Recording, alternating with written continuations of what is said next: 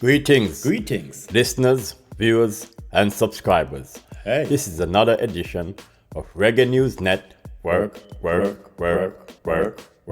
And today we bring you a Reggae News Network special commentary. The Unraveling of Queen Ifrica. Queen Ifrica is undoubtedly the most talented female artist to have emerged in the early 2000s. Parlaying the same root style such as superstars Capleton and Sizzla, she rose to the top of the music world.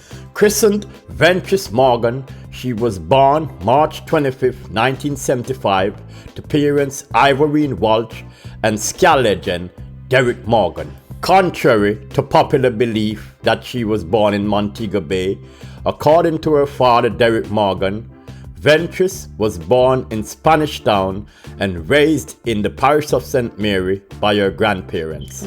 Morgan broke up with her mother when she was only an infant, so the young Ventress did not know her father and grew up with grandparents and later with her mom and stepfather. Being the daughter of Derrick Morgan, however, music was in her veins and she was always singing. This journey led her to a stage show in Montego Bay in 1995 where she met a star, Patrick Barrett, aka Tony Rebel. Rebel was so impressed by her talent that he took her in and she became a part of his Flames crew. Even though she was now a part of the infamous Flames crew, Barrett himself admitted that in those days she was very green and did not even know what to do in the studio.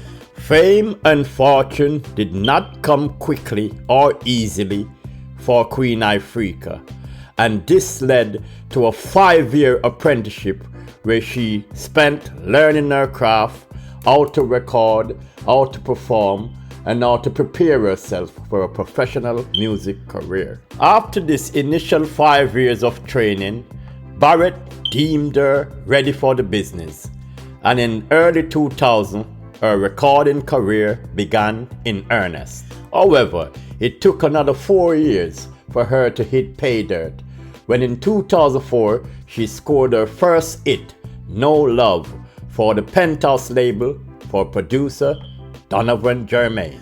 While the other female artists were busy trying to imitate or emulate the raunchy Lady Saw, Queen Ifrica, with her special brand of roots singing and sing J, took a different route with hard-hitting social commentary, scoring with more hits such as Daddy Don't Touch Me Dear and Lioness on the Rise, rose to the top of the reggae world.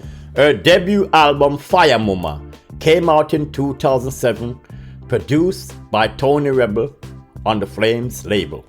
With her growing success and international popularity, she signed a deal with VP Records, and in 2009, her sophomore album, Montego Bay, came out to critical acclaim and yielded several hits. The first sign that something was amiss with the career of Queen Ifrica was when her third album, The Climb, also to be released by VP Records, took 8 years to complete. A developing and going star such as Queen Ifrica could not afford to have such a lengthy interval between albums. Not at all. And this album came out in 2017. Her work ethic and her management structure was now under the microscope. On the personal front, what seemingly started as a professional relationship between herself and Tony Rebel developed into a personal and intimate one, and it was later revealed to the public that they were a couple. This would prove to be a double-edged sword in the volatile life and career of Queen Ifrica. Tony Rebel tightly held on to the reins of Queen Ifrica's career, but you have to understand, he was also an artist in his own right and a businessman and a promoter of one of the biggest events on the calendar, Rebel Salute. After the long-awaited release of her third album, The Climb, things started to go left.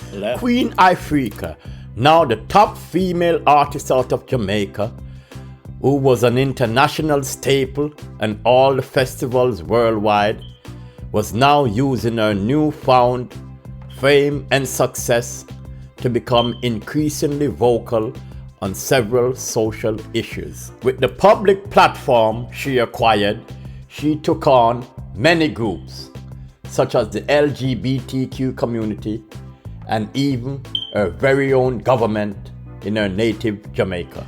Her confrontational style surely must have not sat well with her manager, Tony Rebel, a man known for his business acumen and his conservative approach. Rebel, an affable and articulate person, had his own career to protect and also could not jeopardize his ultra-successful annual event, which heavily depended on sponsors to be viable. Enter March 2020, 3 years after her last album. The world was gripped in the throes of the COVID-19 pandemic.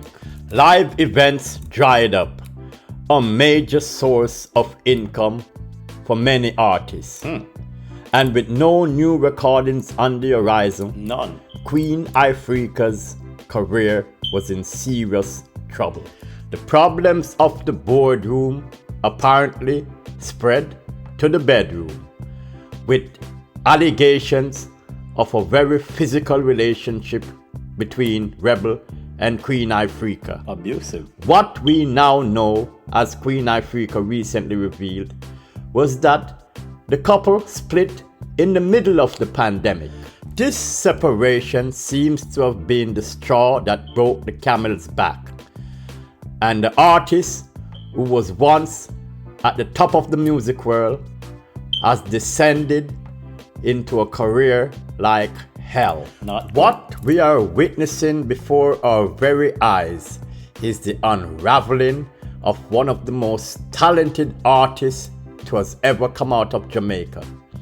Queen Ifrica has taken to social media with emotional outbursts, ranting and raving against everybody, has become a tabloid and gossip fodder, and it seems has ceased to be a viable artist. In one of her latest Instagram posts, she spared no one, attacking the media, promoters, the music business, and her fellow artists. Certainly a recipe for disaster. In that same post, she also revealed that she's still waiting for her US work permit to be renewed, that she is not getting any shows, and also claims that she's been torn apart by everybody on social media. Reggae News Network has news for you, Queen Ifrica. These are all self-inflicted wounds, and you have no one to blame but yourself. In the comments on your Instagram post, you're also being egged on by people who, it seems, do not have your interests at heart. Queen Ifrica, if you're listening, social media posts does not constitute real work. So get off it. Get back into the studio. Get back on the stage. Surround yourself with professional management and get your career back on track. This is Roger Grant for Reggae News Network. Please like and subscribe. Talk to you later, my people.